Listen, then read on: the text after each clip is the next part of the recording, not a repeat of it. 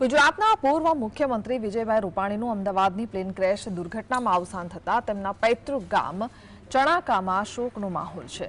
ગ્રામજનો પોતાના પરિવારના સભ્યને ગુમાવ્યાનું દુઃખ અનુભવી રહ્યા છે।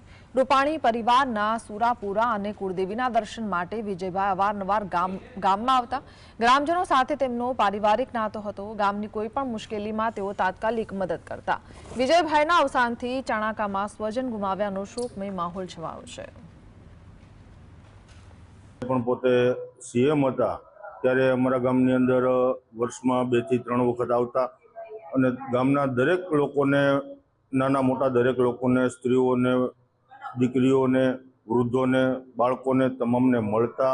ત્યારે કોઈ સિક્યુરિટીની જરૂર નહીં, પ્રોટોકોલ પ્રમાણે એમને સિક્યુરિટીને બધું મળેલું હોય, પરંતુ ચણાકામાં આવતા એમણે એ પણ ના પાડેલી કે ભાઈ મારે ચણાકાની અંદર કોઈ સિક્યુરિટીની જરૂર નથી।